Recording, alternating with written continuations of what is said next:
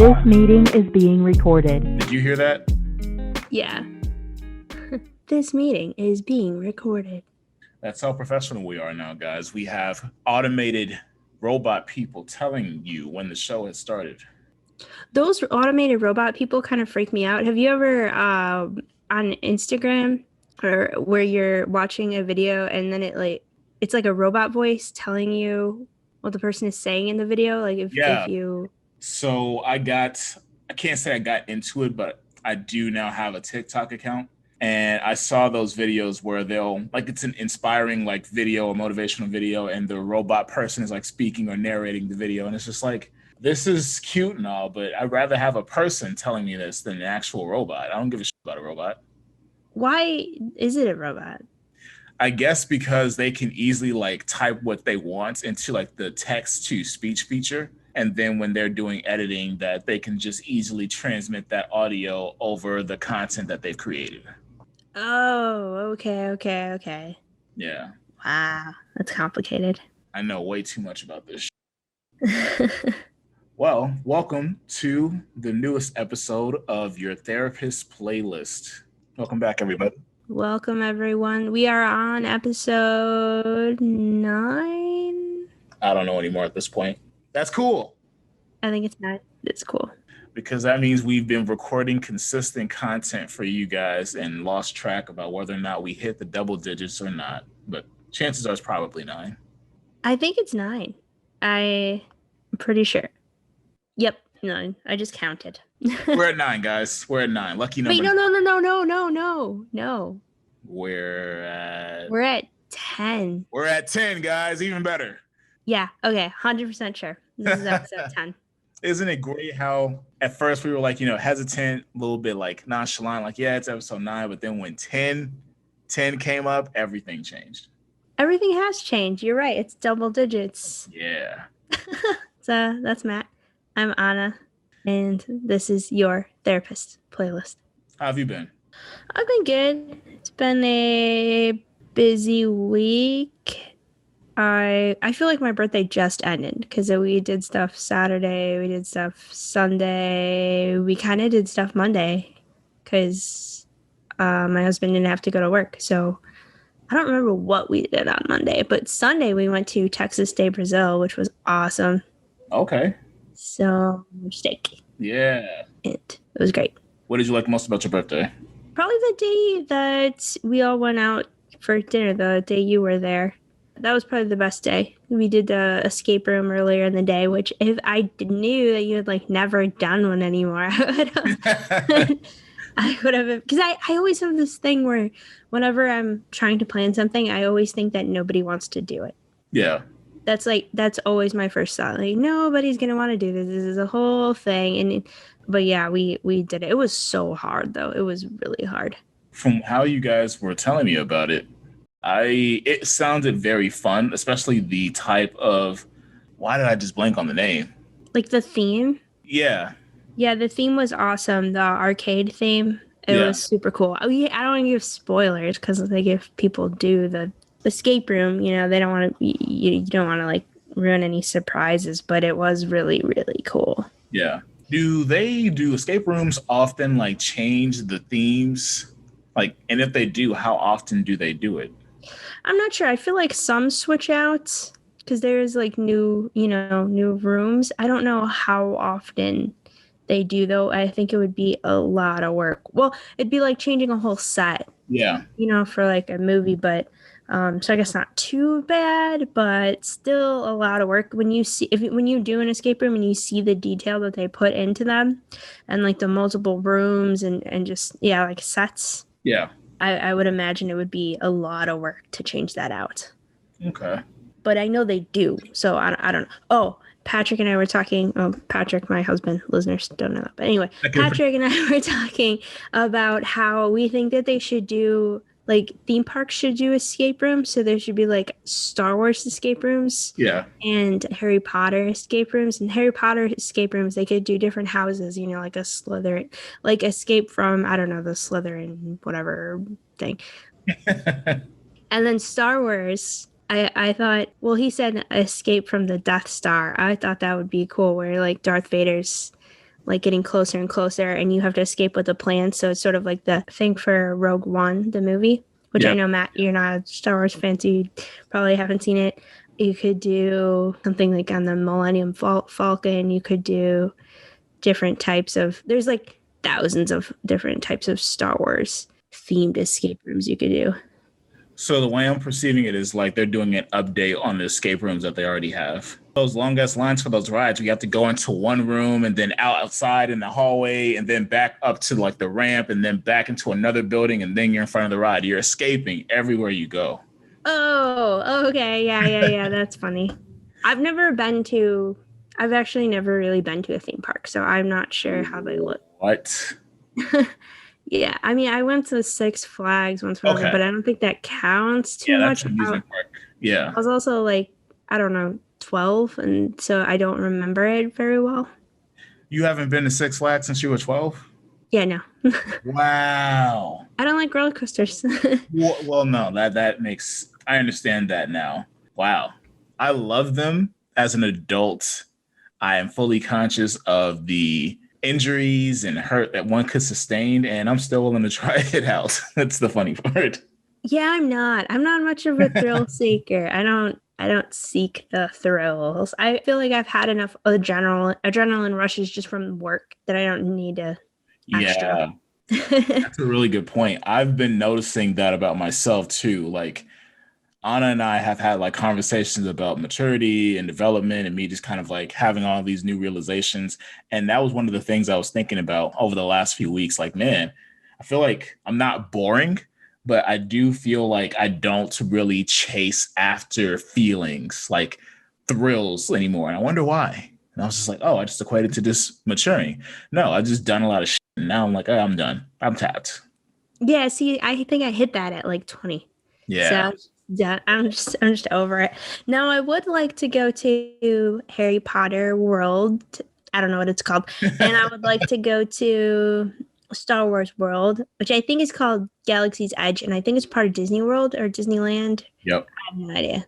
But I'd like to do both of those. Beyond that, I don't really have any interest. I don't really have interest in like the rest of Disney World or anything. I mean, at this point, no, I won't say that because there's some adults that still have that desire. We, however, were at that point where it's just like, I'm just not really in the fantasy of it or the idealization of Disneyland. I just want to go someplace that would be really cool, or Disney World. The Wizarding World of Harry Potter, that's what it's called. Oh, okay. Yeah. I want to do that.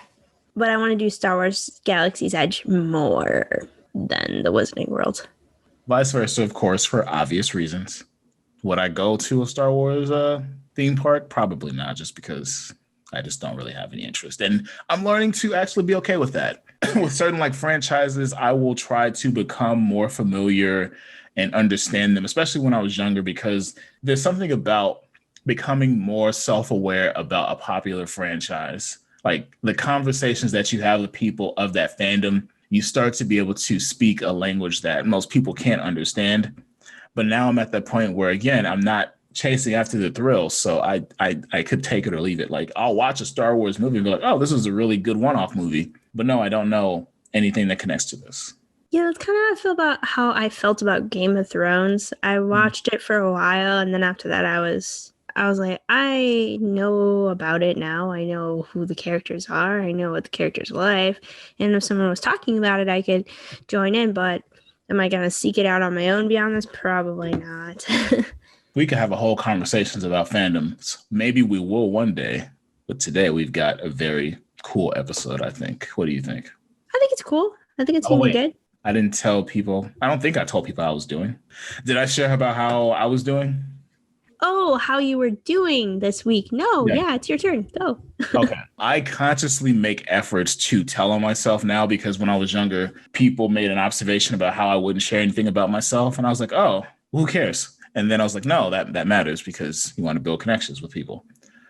Weeks have been cool. I transitioned from my last place of employment, and I'm going to be starting full-time at a private practice soon, just like I was mentioning before. Since I have this break time, I've been really into deep cleaning my place, which I'm finding a lot more fulfillment with. Doing some nesting, decorating, putting more like pictures up, trying to figure out what I want to purchase in the future to make a certain, I guess, aesthetic that I like and I enjoy. Playing with my kittens more instead of them just like playing with toys and playing with themselves, fighting, kicking each other's ass, which I enjoy thoroughly because it's literally like watching The Lion King. And yeah, just trying to do active stuff every day, keep my health good. And I've been doing pretty consistent with it. So I'm happy about that. That's good. I've always found if I'm consistently active that, yeah, my mood is better too. You know, at least if I don't get a full jog in, at least attempting. At least once I hit that 1 mile, I'm like, okay. Because I know, like, once I hit that 1 mile mark, I'm like, okay, this was decent for today. I still have more of this run to go. If I continue, that's awesome. If I'm done now, then that's cool too. Whatever, I'm going to go home. So the one thing I can say for the listeners who haven't done therapy or don't really see the benefit of it, the one thing I can say as a practitioner and somebody who was in therapy is when you really, really get a really full understanding about how mental health impacts the human condition, you're able to notice how some things that you thought were inconspicuous actually say more about the level of mental health that you're experiencing. Like, I was laying on my couch earlier and I was like, I don't really want to do anything today. I'm a bit tired this afternoon. And then I thought about it and I was like, this is probably what it was like when I was younger and had no awareness about how the impacts of depression keep me stuck and just laying down and not wanting to do anything because this feels really good right now. But then there's a lot of guilt that comes after this for not doing anything that I wanted to do. And then I was like, fine, let me get up. Yeah, that's pretty much, you summed up the thought process. Yeah. And it's cool being able to think about that as an adult now. I mean, of course, as a kid, you wish you would have had that like level of insight. But what's the point of like blaming yourself when now you got it? Now it's time to use it. True. Yeah. So let's get started. What's today's episode about? Today is our Father's Day episode, Hey. I think, right? Yes. It is. This is for all the dads and father figures out there, both male and female, young and old. Male mentorship is very important. That is essentially another father figure role that men and women can step into to provide that for somebody who really needs it. And I think it's one of the coolest experiences that I've ever been a part of. Shout out to the mentors out there. Oh, yeah, that's a good point. I didn't think about that too much. I mean, it's something I do think about. I didn't really connect with today, but today is just like our Mother's Day episode. We want to be inclusive. We want to make sure everybody's being recognized because it's that paternal support that we're talking about today. Yeah, something that is definitely needed in the world. Yes. I forgot who's up first today. I can't remember who went first last. Me? Oh my gosh. Oh my God. I did the Jaman interview. Shout out to Jaman. Oh wow. I don't know if that counts. I guess we can count that. No, I think you did go first for the Mother's Day episode too. Oh, well, there we go. Look at that. Yeah, I think you did. Okay. Anyway, so I guess it's my turn to go first. So my song that first of all, I don't want any haters hating on my horrible pronunciations of anything and everything that I talk about today. Okay? Because my Spanish is awful. I'm trying to learn. I was taking tutoring, but I take a break from tutoring because of personal reasons. I just I've had a lot of appointments and things I've had to do lately, so I haven't been able to schedule my next lesson. But yes, my Spanish is bad. I'll shoot you some bail too. This is a song that I definitely will butcher and f up for many, many obvious reasons.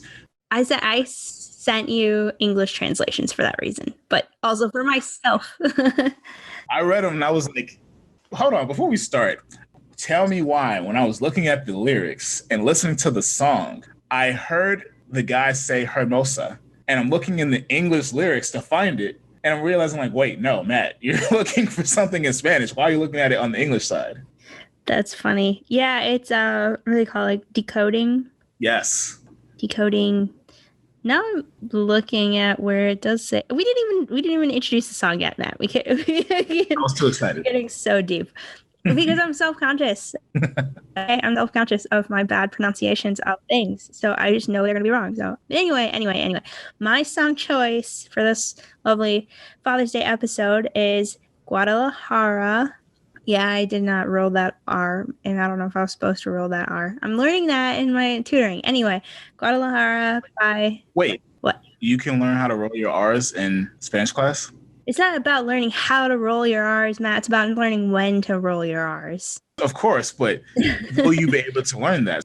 I think he tries to help. I'm not great at it, but I'm not great at it. But I'll try if I know that I'm supposed to, like when I'm supposed to. I kind of want to start now. I want to say it's when there's two R's. Okay, I want to say it's when there's two R's that you roll it, but it could be the complete opposite, or also not even correlated. I have no idea. Anyway, I always just say Guadalajara, so there's that. Anyway, that's the song Guadalajara, and I am focusing on the Vicente Fernández version.